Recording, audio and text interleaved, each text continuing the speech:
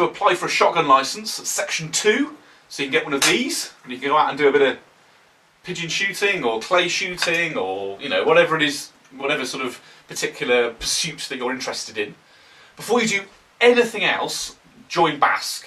Or, there are other organisations available, but BASC is probably the best one to go for lots of reasons actually, in terms of, its lobbying power in government and that sort of thing, but also the insurance is very good, and their lawyers are pretty good, and when you're sending in your application, if there's a problem, and you're not a member of BASC, you really have no power. There's nothing you can do about it, because the police have got many more resources than you have. It could cost you like £100,000 to take them to court. You could never do it. But if you're a member of BASC and the police are unfair or discriminatory, or they, or whatever, you can phone them up and they'll get it sorted out. In fact, I know one of my subscribers, he was a young lad, and he had a bit of help with Asperger's, and so the police took his guns off him. That actually completely contradicted his human rights. There's no link between Asperger's and being irresponsible with firearms. In fact, if anything, if you look at Asperger's, it probably make you a lot more careful and a lot more sort of anal about making sure things are safe and secure and everything else. But if he'd been a member of BASC, well, he could have just phoned them up, and the police probably would have brought his guns back and been very apologetic in a very short period of time. So I can't emphasise it enough. Join BASC. Once you've done that, get yourself a decent gun cabinet. It doesn't have to be super expensive, but it does need to be bolted to the wall, and it needs to be a proper solid wall, and it needs to be out of the way of general visitors to the home. So it could be in a bedroom or some sort of back room somewhere, but just don't obviously put it in stupid places like in your front room or by the front door or something like that. And although some people like the idea of putting gun cabinets in garages and things, often they can be a problem because they're not as secure, and the police will question that. And also, even if the police are fine about it, your guns are going to rust in there. So don't be daft, just put it somewhere sensible, basically. In fact, if you look here, you should get an idea of, my gun cabinet. It's, standard thing stuck to the wall. One thing to bear in mind, the police will kind of lean on it and make sure that it's, that it doesn't come off. Now, bear in mind, with a shotgun licence, in principle anyway, you don't need to have good reason, as they say, to own a shotgun. In fact, it depends how cheeky you want to be. With my dad, when he had his last renewal, the police were asking him what he was doing with his shotgun, and my dad, being my dad, just said it was none of your business, actually, and the police took that off him. But he isn't, he's 70 now, they sort of, they'll take that. But if it's your first application, don't do that, just be honest. That's the best sort of course of action, and don't sort of antagonise them in any way. But the principle is, you're entitled to a shotgun. If you fill out the paperwork, you have a secure cabinet, you're not a criminal, you haven't done anything wrong in the past, you're not insane, there's no reason that it won't be granted.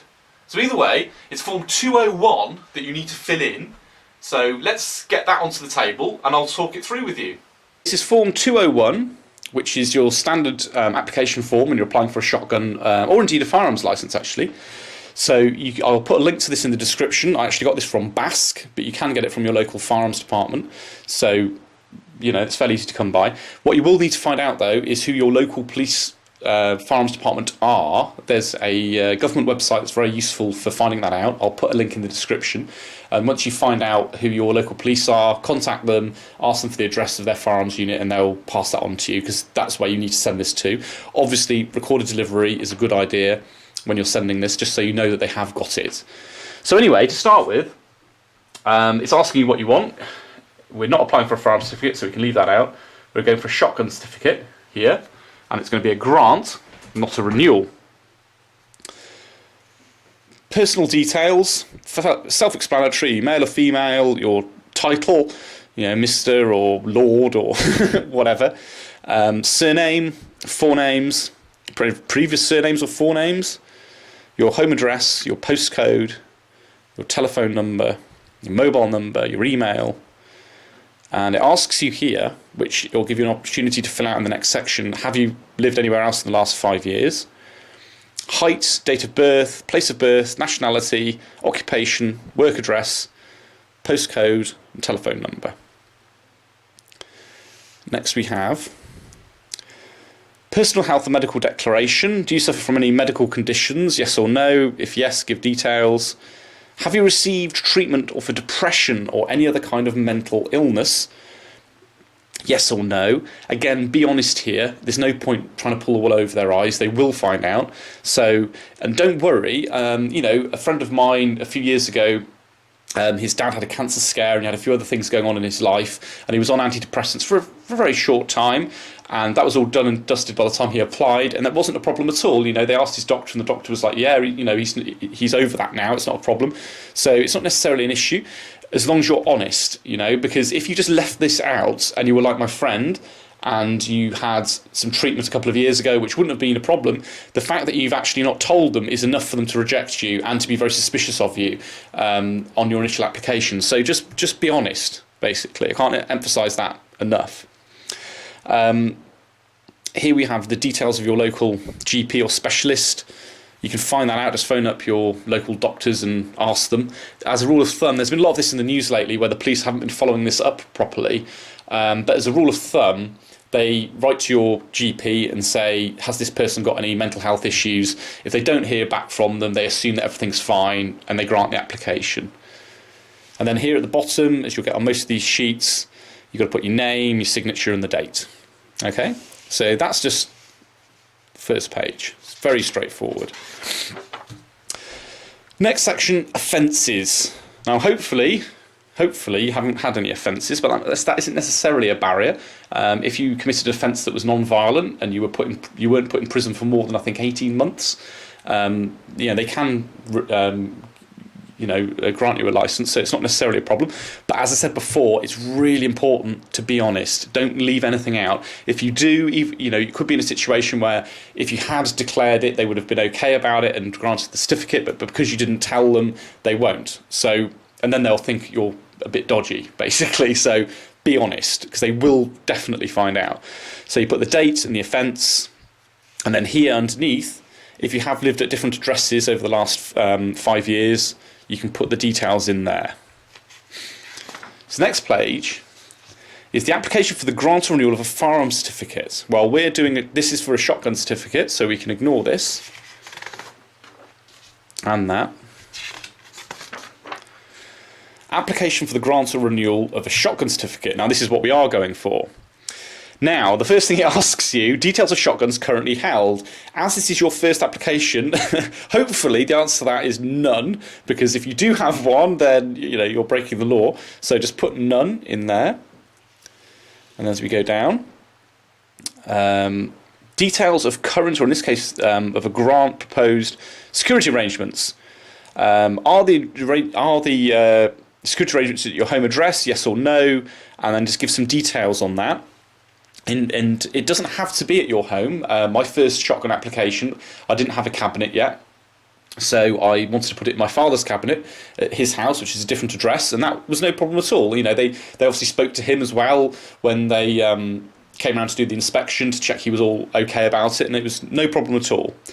And then it'll ask you for the type of security, which you can tick the right box here. It doesn't necessarily have to be a cabinet. A clamp, that is often frowned upon, even though that is an option. It's not necessarily, it can be done, but they don't really like that, if I'm honest. A gun room, that's perfectly fine. If you've got a secure room, ideally with a really good strong lock on it and a strong door, you could do that if you wanted to, but most of you will just get a shotgun cabinet, which, is fairly sort of easily done. Here it asks you, is the security shared with another certificate holder?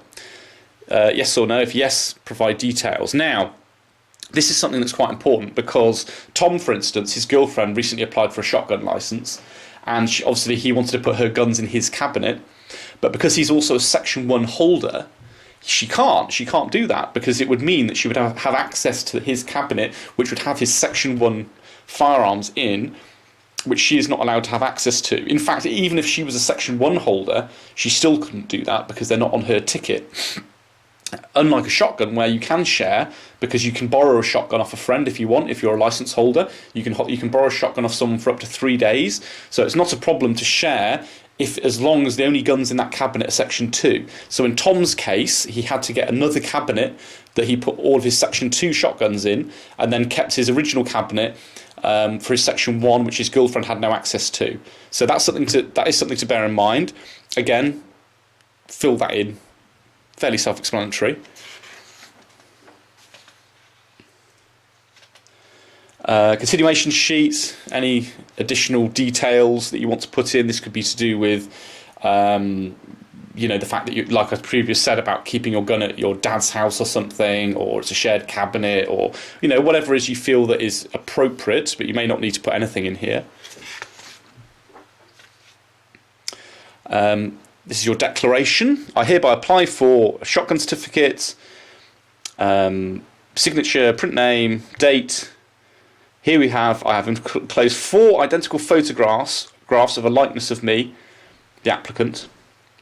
Now, bear in mind when you do this, you get your passport photos and you put them in.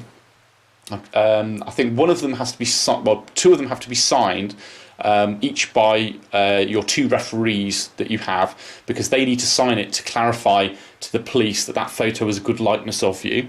So make sure you do that. If the applicant is under 18 years of age, the following must be completed. And that means that basically the parent, or if you are under 18, your parent or guardian has to sign, print name, put the date there to say that they're okay with that. But it's not a barrier at all. My brother got his first shotgun licence, I think, when he was 12 years old. And I've even heard of people as young as 9 getting a shotgun licence. With a firearms certificate, that's probably more problematic. I don't know. But certainly with a shotgun, yeah, being under 18 is no problem at all.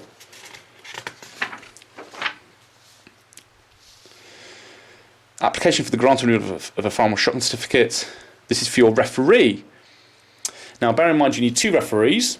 Traditionally, it had to be a professional of some sort. That would mean somebody like a doctor or a lawyer or a teacher or somebody like that. Any of you kids on here who are applying, or youngsters who are applying, and they're asking, and you want to ask your teacher to sign, bear in mind that a lot of teachers won't want to do that because they will feel that they are put in a bit of a difficult sort of position, really, because there's a potential conflict of interest there, given that they are, responsible for your education. So if you can avoid that, do so. Find somebody who's just, I don't know, a friend of the family, somebody who's just known you, really. It doesn't have to be anybody special. It's better if they're reputable, as in they've got a sort of job of some sort, and they themselves aren't, have criminal records and that sort of thing. So, but either way, just get them to fill this out. The title, the surname, the forename, date of birth, place of birth, occupation, home address, postcode, telephone number, work telephone number, mobile number, home email, work email. They'll ask, it asks, in what capacity do you know the referee? Bear in mind that, like I said, I was just saying about a friend of the family, etc. It can't be a member of your family because obviously, for obvious reasons, really. So bear that in mind. And then it'll ask you, how long has the referee known you? You need to put on here, obviously how many years, and I think it's 2 years they need to have known you for. So bear that in mind when you're asking people to fill this in. And then here we have the name of another referee. Exactly the same procedure again. This is for your second one. Each of these referees, like I said before, each has to sign one of your passport photos. It's really important that you do that because they'll just send the paperwork back to you if you don't. So all the same stuff again. This page is left intentionally blank. I have no idea why. Quality information. You can say you don't want to answer this, but there's no reason why not. Do you have a disability? What ethnic group are you from? And it's quite detailed here, because a lot of the time, if you're British and you're white, you just get the answer of white British, which is, as it says here, you could be English, Welsh, Scottish, Northern Irish. You might prefer to describe yourself as just British, whatever. You might be a gypsy, and it even gives you the option to put something else in. So it's good to do that. It's good that they've done that, to be fair. It's quite inclusive because a lot of these forms aren't quite so good as that. Again, whatever you are, really, it's all fairly self-explanatory. Your gender, and then your age, etc. I don't think this actually has any bearing on your application, really. This is just so they can show they've been inclusive and they've ticked various boxes. This is just some general information describing what the rules are. Like, for instance, here a shotgun is described as a smoothbore gun, the barrel not less than 24 inches, a bore not less than 2 inches, and then having no magazine or a non-detachable magazine incapable of holding more than 2 cartridges, and not a revolver gun. So that means, as we all know, you can have a double barrel shotgun basically, or you can have a 3-shot semi-automatic or pump action, because that would be 2 in the magazine, 1 in the chamber. This is, again, general information. It's telling you not to withhold any information about any conviction. Now, that doesn't necessarily, if you've just got done, to be honest, I did not that long ago. I got done for not wearing a seatbelt. I'm still waiting for the fine, which is annoying. These things happen. You're not being convicted. That's just like a fixed penalty type thing. Same as a speeding offence. Obviously, assuming it's a fixed penalty, like if you went 35 to 30 limit or something, that is, you're not going to need to put that in there. But if you were doing 60 in a 30 limit, you went to court and got convicted, then obviously you do need to put that in. So either way, it gives you all the information that you want to, you need to know. This is a good point. One of the photographs, additional to the photographs signed by your 2 referees, one of them needs to be signed by you as well. So this gives you really a bit more in-depth detail of what you're supposed to be doing. And then more here. And that's it, basically. So it's all quite straightforward. A lot more. It is a lot less complicated than with the firearms application. So fill it in and send it off. So you've got your gun cabinet. You've got your application filled out. Bearing in mind, you need to get 2 referees who have known you for 2 years, who are reputable characters. They've got a job and they're not criminals. Okay. And they've put their name on your application. They've signed 2 of your passport photos. You've signed 1 of your passport photos. All that's gone off. You can say to them that it's highly unlikely that they'll be contacted by the police in any way. Just it's just for the reference. The police will have contacted your GP, and if your GP doesn't get back to them saying you're insane, which there's no reason why they should, that won't be a problem, and they will then contact you for an interview. Now, the police will come round, they want to check your cabinet. Bearing in mind, as I was saying before, about having a secure cabinet, your cabinet needs to be properly bolted to the wall, and they will lean on it. They'll have a look at that, and they'll sit down and they'll have a bit of a chat with you. Okay, but bearing in mind, with a shotgun application, unlike with a firearms certificate application, you don't need to show good reason. So they need to have a good reason to refuse you. But having said that, they probably will, in kind of like casual conversation rather than as a requirement. They will say, well, what sort of shooting do you want to do? That sort of thing. It's because, let's be honest, you're not going to apply unless you're going to shoot the bloody thing. So say, yeah, I'm into clay shooting or whatever it is you want to do. If they try anything funny, like saying, because I have heard horror stories of a lad who the police said they wanted to speak to the person who ran the playground he shot at, or that he wanted him to have shot at the playground for a certain time before he could get his application through. That's all bullshit, basically, and there are FEOs around who do tend to make up their own rules. If anything like that happens, stay calm. By all means, remind the FEO that he's actually not, he's not abiding by the rules, but whatever you do, don't lose your rag or anything, because if you do, he can put that down as that you are an unsuitable person. You need to be reasonable, and you can bear in mind that you're already a BASC member at this point if you've done what I've advised. So after the event, you phone up BASC and you say, look, this is what's happened. I don't think it's fair, and they'll sort it out for you. But always remain calm. Don't kind of worry about it, because these things can be sorted out afterwards. But in principle, he'll just have a bit of a chat with you. Most FEOs are really nice guys, very reasonable, and they won't have any reason to refuse you. They'll just have a bit of a chat, look at your cabinet, and then off they go. And a few weeks later, you'll get your licence, and you can go out and you can buy yourself one of these. Bearing in mind, unlike with a firearms application, you're not limited to the number of guns you can have, as long as there obviously has to be a double barrel or 3-shot semi or pump. But beyond that, you know, you can buy pretty much as many as you like. Many FEOs will tell you that if you go more than 10 guns, you need to have an alarm on your house and things, but pretty much you just go out, go to a shop, you buy your gun, you get given a bit of paperwork, you put in the serial number and things, you send that off to the firearms department, the same people you sent the application to. I would highly recommend doing that recorded delivery, because you don't want that to get lost in the post, because if that did, and you got a gun they didn't know about, that's, you know, you get into serious trouble. So recorded delivery, or some firearms departments now will let you email them, and you'll get a confirmation from that email. So either way, do that, and then, yeah, I mean, have at it. Well, whatever it is you're into, whether you're into clay shooting. Put your finger anywhere near the trigger until you're actually about to pull it. Okay. So yeah, keep it out of the trigger guard until you're literally going to pull the trigger. I.e., we've loaded it, you're up, you're ready, trigger, then you put your trigger in the guards, don't touch the trigger yet, say pull, you'll come out, track him, and then just squeeze the trigger, just apply more pressure, curl it around it, if you see what I mean. Okay. You pull! Yes! That's it. Rabbit shooting.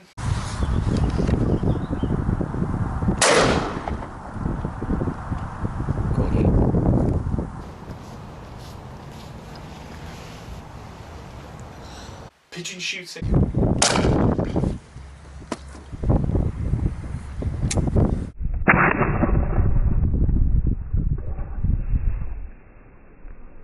Or even a bit of practical shotgun as a beginner.